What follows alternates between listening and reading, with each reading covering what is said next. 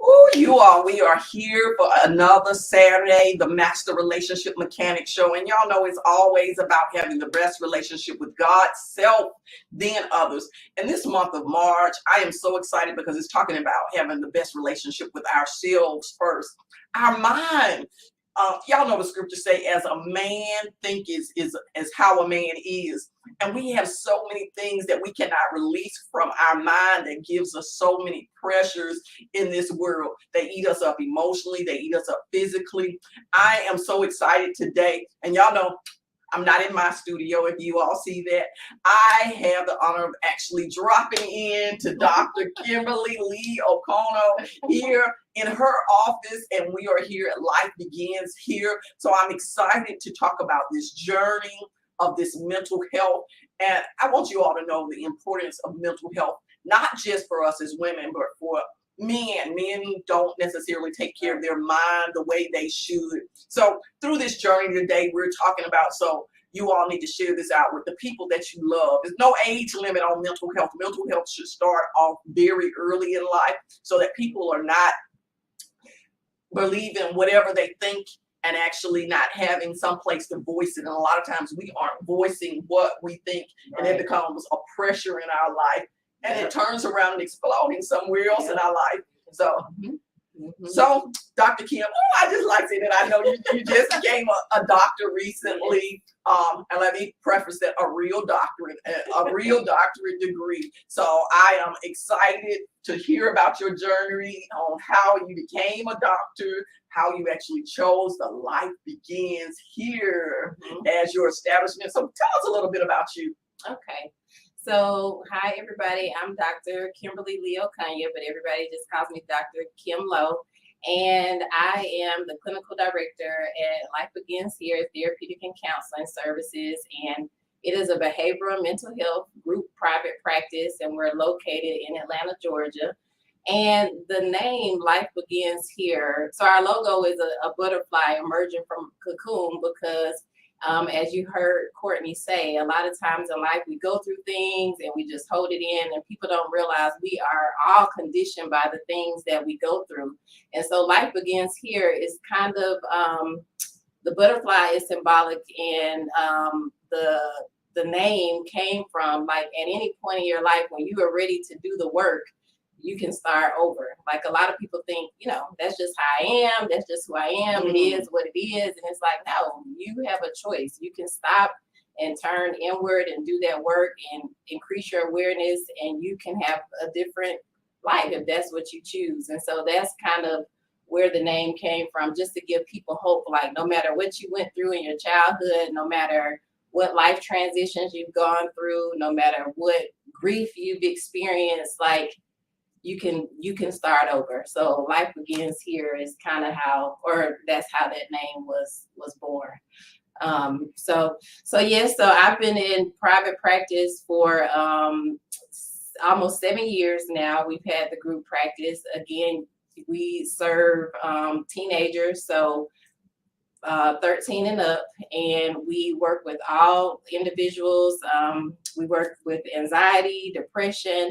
I personally work a lot with mothers and couples, Black women.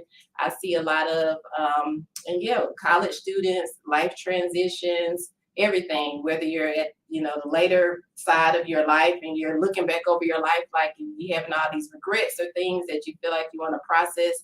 Everything. I think therapy, like Courtney said, is just, I'm biased, but it's just good for everybody. Like, if you got a brain, you got emotions, mental health, we need to be more intentional. And, it's about holistic health and wellness. It all works together. Like, whatever you think you are, like, if you think, well, I'm never going to amount to anything, you won't. Or, it first starts with your mind. So, yeah. When you said all of us have a brain, y'all know we at the Master Relationship Mechanic Show. So when I think about at our relationship service station, I always think of us as vehicles. Yes. So when we think about us all having a brain, we all have an engine in our car, whether it's electrical, whether it's gas, or the newfangled solar powered now, whatever type of engine that you have and however it's powered, it requires some type of maintenance. Right. It requires some type of maintenance, some type of checking in, some type of assessment.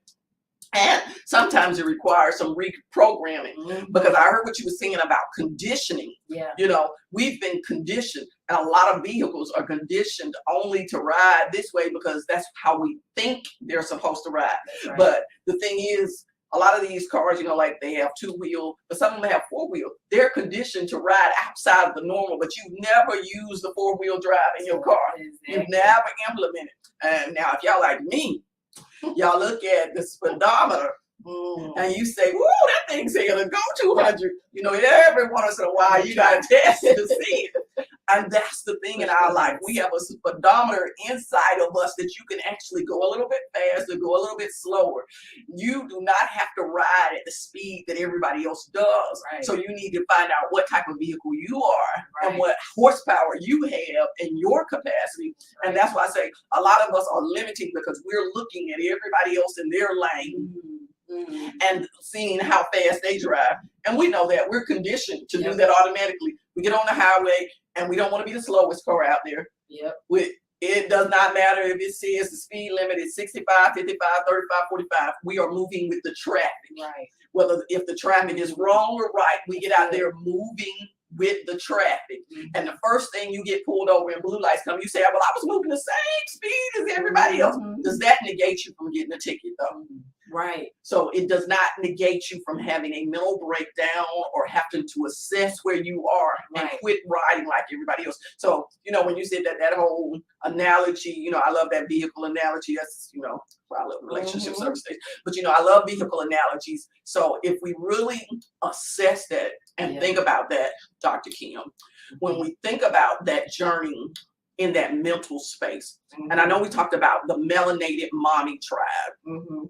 How did that tribe come about in the Black woman's mindset of how we really need to think about how does that help us, that tribe, and what are people in that tribe going through, and what is it that you're helping them do? Right. Okay. Yeah. I know that was a lot of questions. No. I got you. So the Melanated Mommy Tribe is an organization that I started for Black moms that addresses maternal mental health. So like moms and their mental health. And just having, you know, like you've heard the saying, it takes a tribe, it takes a village. And it really does. Like when you become a mom, so mental health, we already have our own mental health issues and things before you become a mom. And you add a baby on top of that and all the things that come with that. You know, your body is going through all these changes. You're growing a human inside of you. You know, for those moms who actually birth the babies themselves, but even if not, you adopt a child, period, it's just a lot. And so the Melanated Mommy Tribe is a safe space, and particularly for Black moms, because 1 in 3 Black mothers, they suffer from postpartum depression. And a lot of us, right, because we talk about comparison, we were raised and just in our society, like Black women have to be strong. You know, Black women, we run the households, we take care of the kids, we support our partners, we're at the top at work or doing all these things, and we rarely feel like we had a safe space to be able to go and talk about things. And then if you throw in, you know, raising Black and brown kids, and if you look at the Black Lives Matter movement, think about it, all those people who were killed, they have a mom. You know, you don't really get to see the stories about those moms. And so sometimes with my clients, I would hear, "Man, I'm pregnant, I'm excited, but now I have to worry about, you know, what schools they go to, or, you know, making sure they have enough representation in areas where they see people that look like them, or I have to teach them about, you know, what to do if you stop by a cop," or just all the things that a lot of ethnicities and other races don't have to think about like we do. And so that's a part of it. And also there's a lot of adverse birth outcomes for Black moms because of systematic, you know, racism and discrimination in hospitals. So a lot of times when we're going in places and medical facilities, we don't get the same amenities that, you know, let's say white women get. And so I say all that to say the Melanated Mommy Tribe was created specifically for Black moms, just to give us a safe space to just be vulnerable without all of the pressures that we already feel as Black women in society. I like that. A safe place where you don't have every other mixture going on, and you can just be a Black mom. Right. And I want to help people with that because, people always say, oh, well, why is it just talking about Black? First of all, she's Black. She's a Black mom. People say speak from the journey that you have been on. Right. She cannot tell you about any other ethnicity or any other journey unless it's just in the mental capacity of the education as being a doctor. But that is, so before somebody say, oh, that has nothing to do with me. Yes, you do, because you know somebody who this affects. You work with them, you might even be related to them, because now in society we have so many cross-gender relationships that you have to understand that you are aware of somebody else who's going through this journey. And it's a couple of generations between us, so I can say that in the past, people really did not think about the mental state or the pressure. It's become more of a prominent thing now, a trending thing that people talk about, and more open about the self-care of people as being a mother and recognizing those things. Because in the generation, you go to work, you take your 6 weeks off, you go back to work, and bam, bam, bam. If you want more than that, they're afraid you're not going to come back to work. I don't know if I can hold this job for you, because I can even remember having my last child, grown daughter. Let me make sure y'all understand I have grown children. Okay. And they had that debate with me. It was like, okay, if we give you more than these 6 weeks, are we sure you're going to even come back to the job? Because we're extending, you're going to love and enjoy being at home so much. And it doesn't matter if you have the leave and the law allows you to take it. They go through that whole debate. Will you come back? And the journey is, people don't realize you'll come back because you need a job. You got a check. Even though because you were at home receiving that check for 6 months. There's a difference. So people have to understand that each person individually is different, and they need to have the conversation in space so that they give them the opportunity to have that relationship with their child too. I think. And then every woman is different. We should not be on a judgmental journey. If somebody chooses not to be a stay-at-home mom, because that's very prevalent now. There are a lot of stay-at-home moms. There are a lot of homeschooling moms, and that's a choice. But don't beat anybody up for not taking that choice, or for they did take that choice. That's their own personal journey. And I think we as women, we put so much pressure on each other because, you're not doing it the way that I did it. You're not raising your kids the way that I did it. Even, you're talking about generations up, that live, if your grandmother, your mother, everybody's like, oh, well, I didn't raise you that way. Okay. Well, the world that we live in is not the same. Not saying that you raised me wrong, but we need to make some change, and we need to make some adjustments. So that my children don't necessarily have to go through the same mental struggles and figure it out later on their own. So I think that's some of the talks that we have to have, a generational conversation, because I know people talk like, oh, this generation, they're, letting these kids do this and they letting these kids do that, and they're not doing this. It's a balance. It's a balance. And really, and I don't really like the word balance. Let me take that back. Priorities of choices that we make now in society for each individual household. So on this melanated momming journey, as part of that mommy psychology, I know you have an event coming up. How do people take part of that? Is that only live, or is that virtual? How do we do one? Will you be offering? How can we participate in that? So as we know, this month is Mental Health Awareness Month, and it's also Maternal Mental Health Awareness Month. And so there are only about 4% of Black therapists. And so this event is for, if you've ever wanted to be a therapist, just learn more about mental health, you want to get involved to learn like how you can help mental health. And then I also have a segment on maternal mental health if you're interested in learning about like, okay, what organizations or what things can I do so I can really get into this, work with this population of people. The event will be a live webinar Wednesday, May 21st. Or I'm sorry, hold on. May 27th. Is that, hold on. I think it's I don't know. The 21st is a Saturday. Okay, I'm sorry, y'all.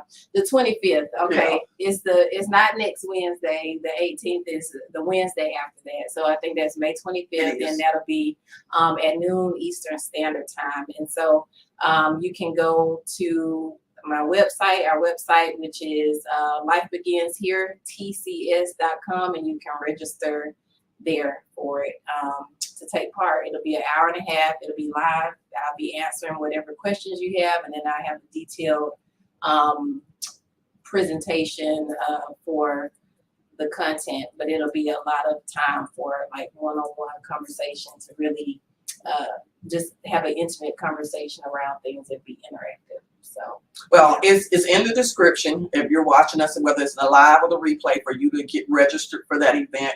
We'll be sharing that event also on our page. So if you forget that long description and you forget that it's in the description here, and you just like, okay, so if you're watching this right now, you can just click on the events page and you can join her there. So, because this is something, when we talk about maternal health, I have clients because they deal with miscarriages. You know, I deal with grief and loss. Right. So a lot of my clients, when you're talking about the mental health, you're talking about the mental health of that loss of a child, multiple miscarriages. So that is when we're talking, you know, whether some people lost their child a couple of hours, couple of minutes even after giving birth, you know, or the child was stillborn, or they've never made it through a certain amount of trimesters and they've tried repeatedly. I don't think people realize there are so many people doing IV intravenous fertilization right now. There are many people who are doing surrogacy. Yes. There are so many things that are going on because people want kids, and they're doing different things nowadays. And that's why I say there is a space for that mental health, and we don't know how much pressure we put on people in a society, just the imagery that we put out, and just sliding past Mother's Day. A lot of people, you know, we go on social media and promote our happiness and not realize how it pushes other people into a place of depression. Right. And we say, you know, mental health is so more prevalent now. It's so more prevalent now because a lot of things we're showing more of happiness. Everybody didn't see your happiness before because social media didn't exist the way that it did. Right. So now they didn't know that everybody else wasn't feeling just like them. Right. They thought everybody in the world was feeling like them. So it was normal. Now that they realize their actions and their behavior might not be normal, they've realized, okay, this is a place that I need help. This is a place that I need to go sit down with somebody and have this discussion with. So it's a place that's being revealed because we have so much living our lives out loud is what people are doing now. You know what we say, we live in our lives out loud, and we're living them so much in public. And I say that I live very little of my life in public. Y'all see very few snapshots of my public life. Y'all see some celebration moments and things, but as far as the daily intimate life, I don't do that because so many people have so many other things that they're focusing on. I really just want you to focus on actually how I serve you and I can support you. So on this journey, and that's why I say I love this particular show, because I give people the opportunity to talk to other experts in other areas, to bring those tools and techniques, you know, because no person is an entire toolbox. That's right. No person is an entire toolbox. And I say for people, all of us have access to the tools. Now, here you feel out how you can apply them in your life. So here, I'm giving you the resources, I'm giving you the tools. It is now for you to make a choice to do the inside work, to reach out to these different coaches and these different therapists that come on here to give you the tools. So the Wednesday, the 25th of this month, if that is an area that you're interested in, you know, maternal health, mental health for women, please sign up for that session. Like I say, I'll be sharing it to you. And it made me think about something that Denzel Washington put on there. It's not her looks that's raising your child, it's her mind that's raising your child. Yes. Yes. It was a meal. So I want to make all the men, if you watching this and you thinking, oh, this don't have nothing to do with me. Mm-hmm. The mind of that woman is raising your child. Mm-hmm. And if she's having mental issues, Mm-hmm. that means those mental issues are raising your child. Whether it's something that she has been conditioned into, whether it's environment, whether it's depression, whatever it is, and that's why you need to have a mental check-in, because whatever it is, good or bad, is what is raising your child and cultivating your household. So if crazy is cultivating your household, depression, or whatever the terminology or label that we put it in a society, if it is not a healthy mind that is present, then there is dysfunction that we're continuing to breed for every generation and every generation until somebody decides, I say, I'm going to break this generational lineage that we go on. So what made you decide to be a therapist and go this long journey to becoming a doctor to begin with?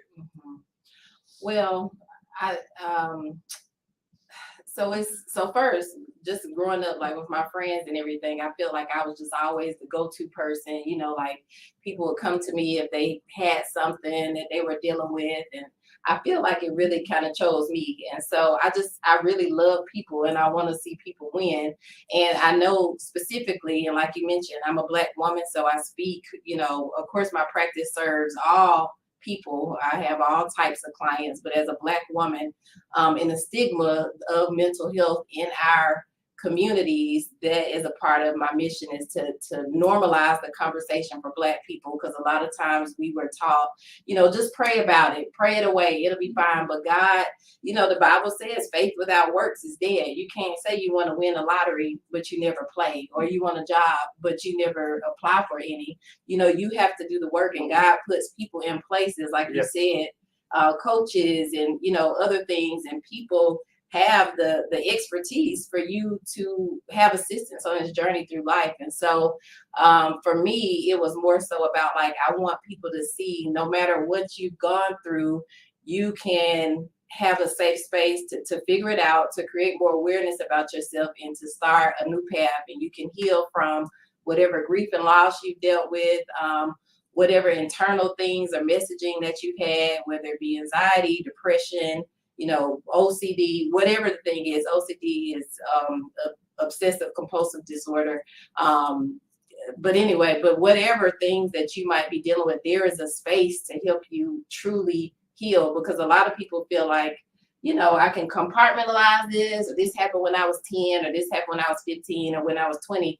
The fact is, it's a part of our story, and it doesn't go anywhere. It's still in there. And so when we talked about the engine and the way the car works and conditioning, those experiences still impact the way that we navigate life and the way that we see ourselves in the world. And so it's important to just have a space to really process that, so you can heal and really live and not just exist. So many of us are just going through the day-to-day motions. My clients are like, oh, I feel like it's Groundhog Day every day.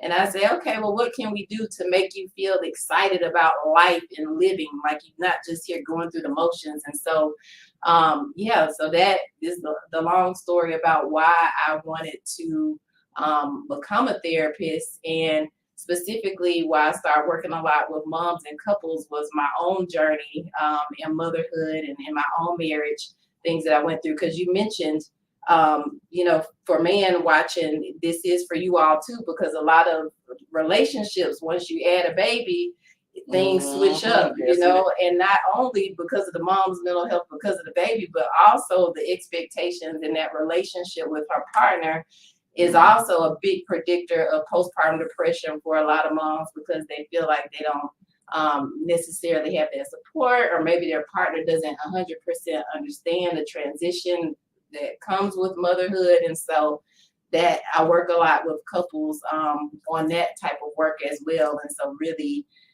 getting them to communicate, to understand, like, some of that is normal, and then like how to get past it. But So that is kind of how I got into it. And then with Melanated Mommy Tribe, I had my own discriminatory practices that happened to me in the hospital.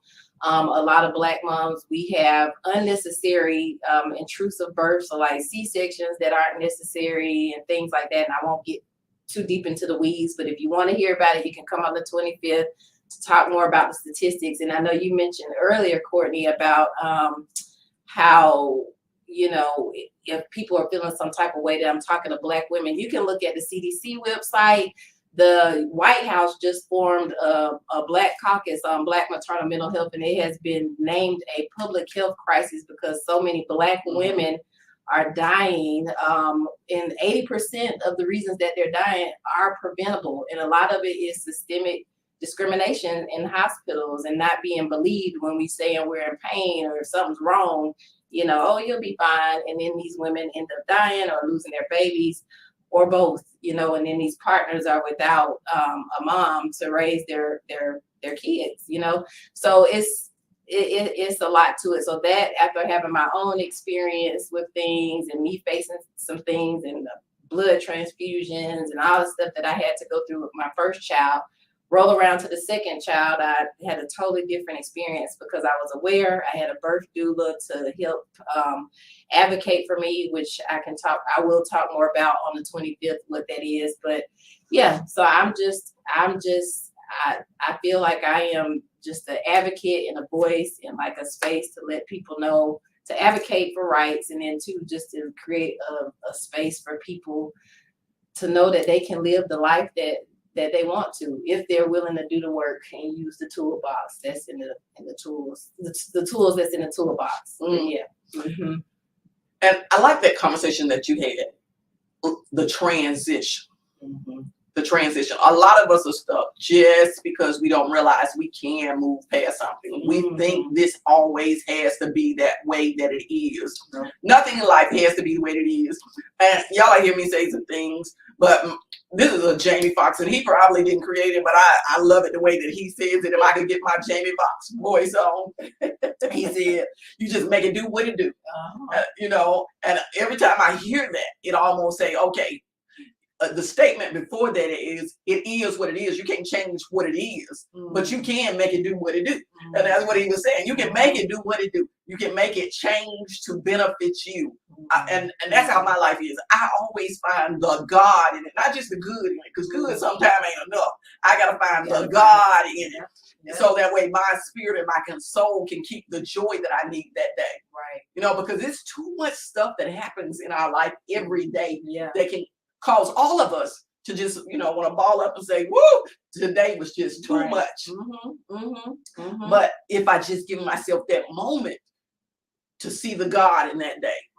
And this is a tool for everybody now. I'm just going to give this. This is a tool that I truly use and tell my clients, take a moment before you respond and react to anything. Because sometimes you can't take response and reactions back. Sometimes I'm sorry, I forgive, because at that point you might be fired, let go, divorced, because you have your response and reaction didn't line up with what God wanted you to say. So if you can just take a moment and see the God in it, and when you see the God in it, the response. And if y'all didn't know, this show is about foundation of God. Y'all know now. So just in case you messed up and forgot who the master relationship mechanic was, it's God. So if you cannot see God in it, that means he's not doing the maintenance. He's not doing the work. And that means you have gotten out of alignment with him. And then when you've gotten out of alignment with God, don't wonder why you're going down, you know, a deep end. And at the end of the day, yes, God wants us to come to him first. When we go to him first, he sends us the people in our life to help us through. God is not against therapy. God is not against you getting help, you know, because his word says that you cannot live alone, that we are supposed to be armed for each other. We're supposed to have fellowship. That means in each and every area of our lives. We talk about it only as a spiritual concept, showing up to an organization, an edifice called the church. But the church lies within each and every one of us. So the church within me has a particular assignment. And when you line up with this church, I'm gonna sharpen you in your grief and loss areas and help you grow and become resilient and rebuild you, and in that area. Her iron, when you come up against it, is going to cause you to realign your mind and transition, go inside so that you can flourish and come out as a butterfly so you can take flight. And so those are the things, I really want you to relate.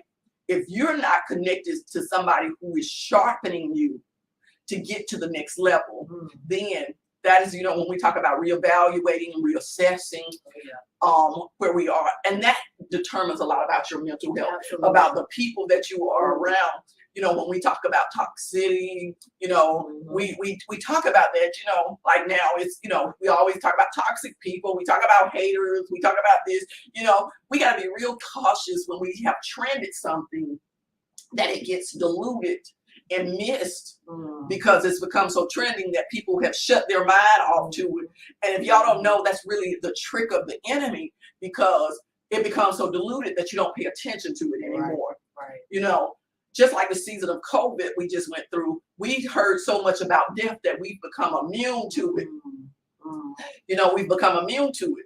We don't even, let me tell you, the unpackaging of that, when people really tap into their grief and the things that have happened during these last 24 months, and people have just pressed it down, and when it comes up, people are going to realize they did not deal with those things because everybody was dealing with it. So I don't want to talk about mine.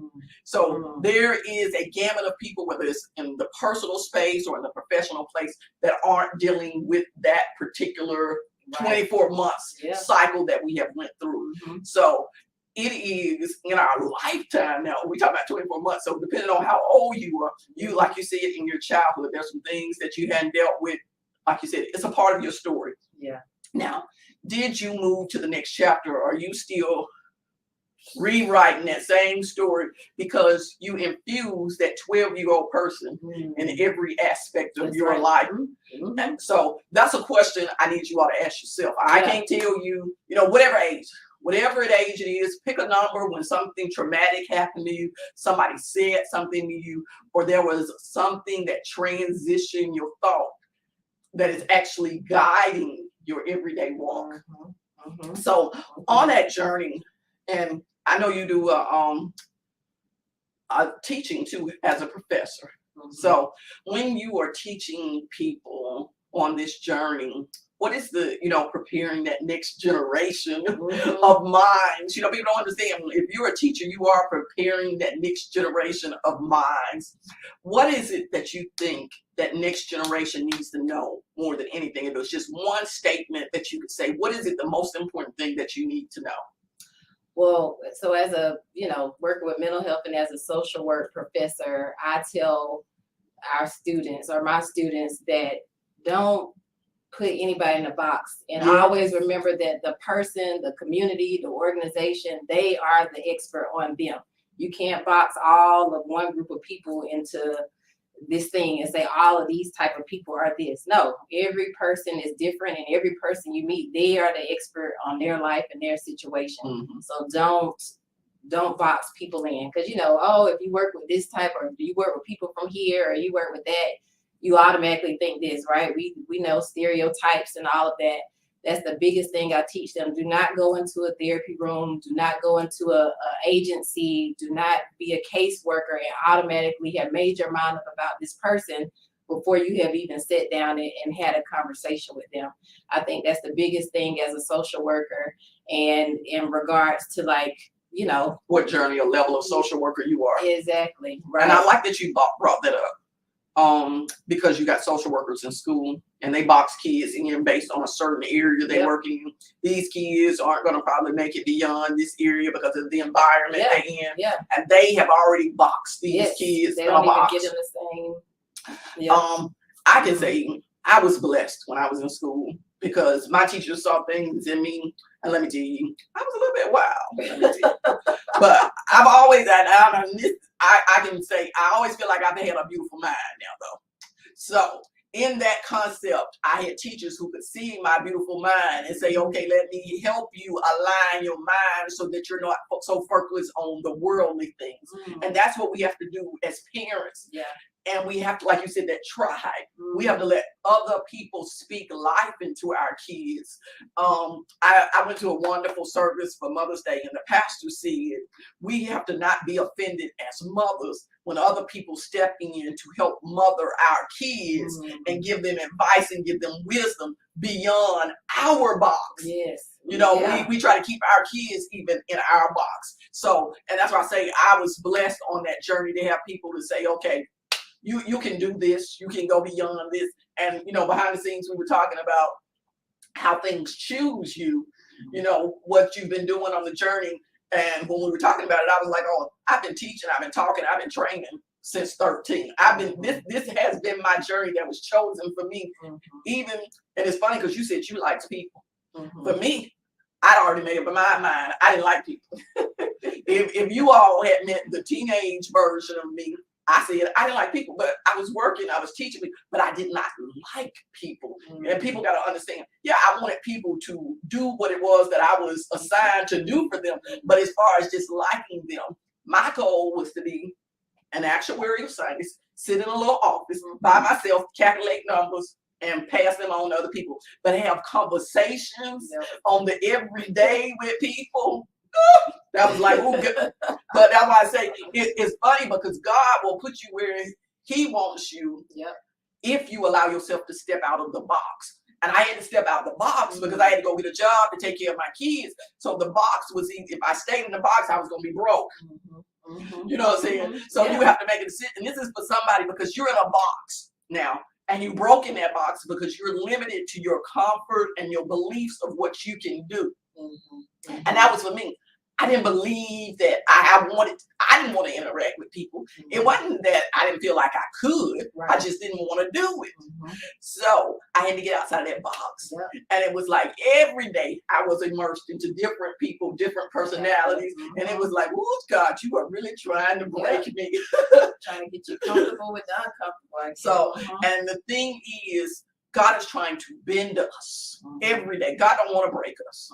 God is trying to bend us every day into being a greater mind for us to think outside of who we say we are and really step into who He says we are. And that's why I say, if you can take that moment and take a mental break, take that moment. We all need a mental break. I think every day we should take one. And that's where we don't make time. You know, even though, you know, a lot of us have these routines, but in that routine, when you're really having that conversation with God, that meditation, that prayer, that journaling, are you giving yourself a mental break or are you putting more pressure on yourself because it's a routine? I got to get up and do this. I got to be, you know, and that's not what God wants. God does not want you to feel pressured to have a relationship. God wants it to be where it is a flowing, what I always say, flowing in faith, but it's also a place where you have peace with God. I mean, from the moment, before my eyes even open and I can see, you know, the sun has came out, and sometimes my eyes open before the sun came out, I'd be like, why, God? He said, because I need to talk to you right now. I'd be like, can I talk to you with my eyes closed? He said, no, I need you to see what I'm talking about. And I'd be like, okay, God, at this time of the morning, why? And so that's the conversation of, and that starts off your peace.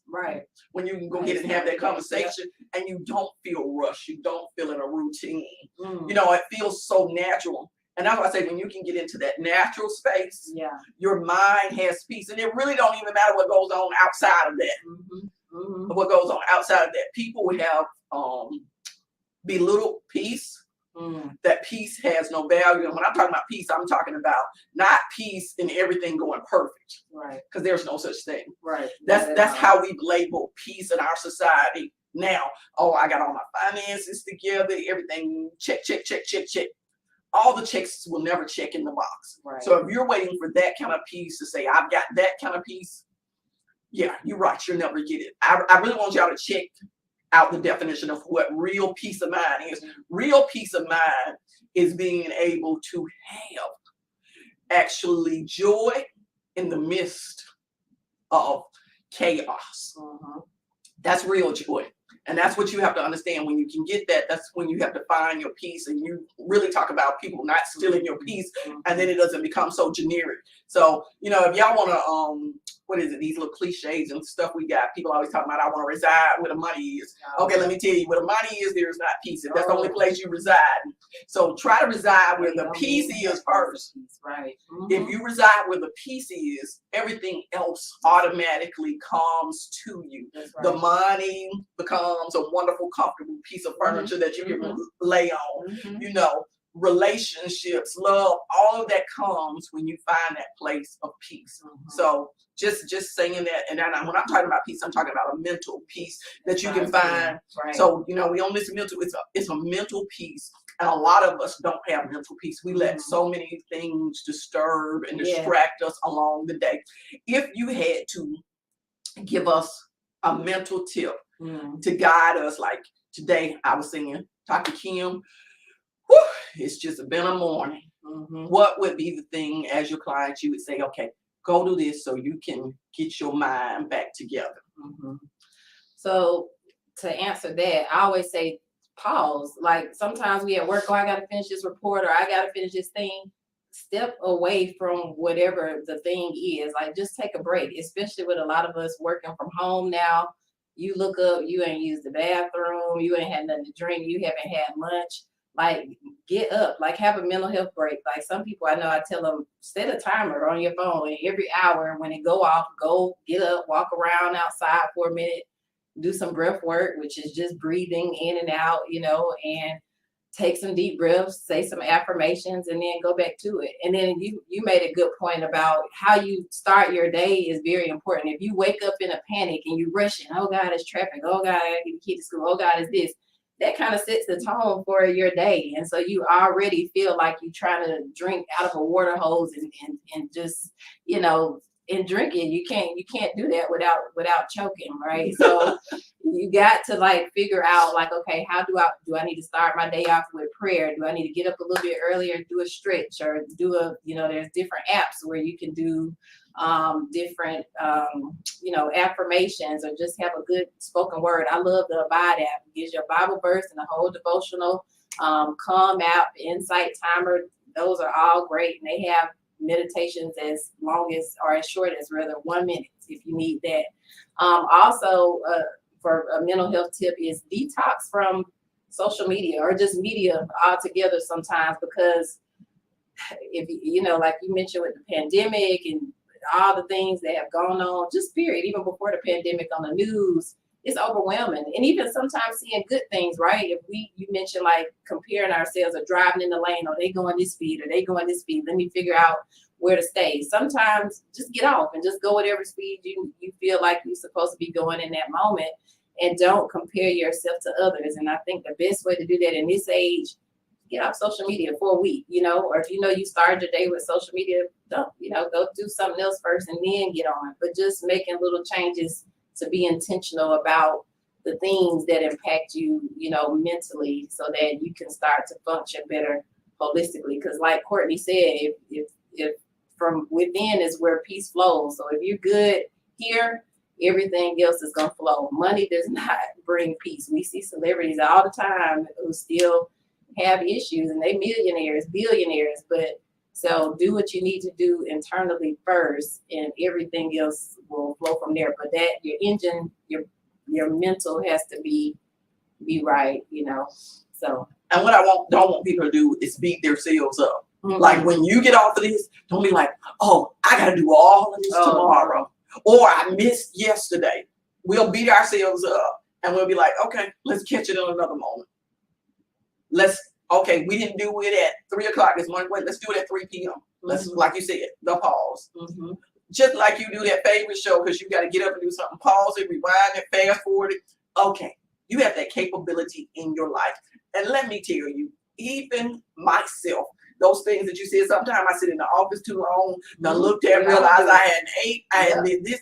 I actually have to, let me tell you, my husband will call me and say, did you take your pills? Have you eaten? He is my clock reminder. You have to have people in your life that check in to make sure that you are doing those things. And that's why if you're trying to do everything solo and trying to say, I am going to do all the work by myself solo, We need accountability partners. We need people in our circle around us to know what we're working on. If you need somebody to call you at a certain time of the morning to do that with you, or somebody to take that walk with you, pray with you, so that you can have that place. Right. All I want to do is see positive progress. And I'll say positive progress. So if it means you just started off with a second where you can pause in your day to begin with, do that. Just so that the process begins. And that's the thing. We just want to begin the process of mental health. And do something. If you have kids, you're here and your mother or your father, and for me, if you're a grandmother, make sure you're doing those check-ins with your kids to make sure that you're not burdening them down. Right. It's a passage that makes sure, it says, Father, make sure that we are not pushing our kids. Sometimes we pushing our kids to do too much and we're pushing them away. Yeah. Not just pushing them away from us, but pushing them away from the teachings of God's word and just the sanity, because we're overburdening them, and the scripture always says Father, but when it says Father, it's talking about parents, the nurturing. So we, talking to that mental space, make sure you're not burdening down your kids as real. Yeah. Because I can remember in parenting, people would always say I was probably like a military house parent. I had a little list. Everybody had a list that we had to do, but that was for my sanity. My sanity, because I wasn't getting ready to try to do everything and be everything for everybody. We was going to delegate, and everybody was going to take a little piece of the pie. You ate, so that means you needed to participate and build in this piece of the pie. So that was for the sanity of mom. Everybody had something to do in order to make sure the engine of the house had peace. So whatever your house rules are, whatever is needed for your peace of mind and your mental health, you need to sit down and have those conversations with in-house family, out-house family, anybody that you let into that space that interacts with that peace.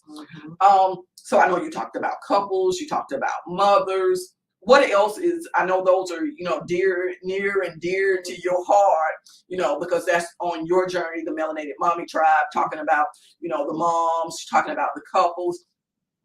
If in this space there was something new, a new lane you wanted to go on, what would be that niche and passion that is speaking to Dr. Kim? Well, another thing that I see right now is like dating. So I do work with a lot of women who are just in this space trying to navigate either life post, a divorce or a separation, or they may have never, had a serious relationship. It's, all along the spectrum, but just finding love or like finding an equally yoked, partner. And so a few things. One is like trying to instill that hope, because I know we're in Atlanta. And a lot of times I hear a lot of women just say, I just feel hopeless. Like, I just want to give up here, like with this dating. And so that is a space too that I have been cultivating, for women to be able to come to and talk about those struggles and figuring out ways to navigate through that, to let them know that, they still can have that relationship that they want, even if they feel like, oh, I thought when I was in my 20s, I was going to have this, and now I'm in my 40s, but how to know, again, you can still have that life that you want, but how do you turn inward and focus on you? And then, like we said, from there, we figure out how to attack those other areas in life. So yeah, that would be another. Your next lane, the next passion of Dr. Kim, dealing with that dating. And I like that you said it is the reinstilling of hope.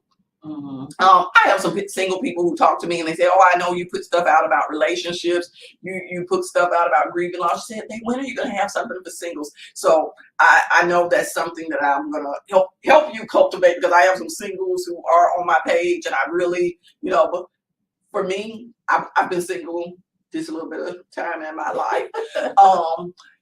So my navigation of that is different for somebody who has been that for an entire span of life. My advice on singlehood, though, is be the attraction that you want to attract. Always. I'm always about the common denominator of you. And I say that I wrote in a collab, and I shared with somebody about loving the only person that you can't live without. And that's you. And all of us put so much energy on. When you become a mother, you put it on your kids, or when you become a wife, you put it on your husband. And somewhere in there, if you lose any of those and those titles become distracted or distorted, you realize how do you love yourself? Is it really loving yourself, or do you just, live? And I'm not talking about, do you buy yourself stuff, or do you go out and get your nails and you go to the spa? As women, like I always tell people, we'll never look like what we've been through. We sharp on the outside now. We are some sharp women on the outside. Now we don't let that slip. Now we get our nails done, get our toes done, what they say, get your hair did and all that great stuff.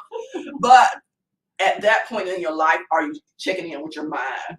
That mental love space. So I know for me, when I lost my spouse, that was a space I really had to go through. So I did not bring death into a new relationship. So when you're talking about that couple space, like I said, I can't speak for somebody who is a span of singlehood. Because I professed I wasn't getting married again. I was like, I was good. Had done that, been there, was all good with it. I was like, whoo, I got one more child. I said 2 down, 1 to go, and I was counting down. And I was like, great, because all I want to do is travel a couple of more years to retirement and all. Yeah, you're not gonna be able to see me. I'm gonna be able to find me, just catch me on a postcard.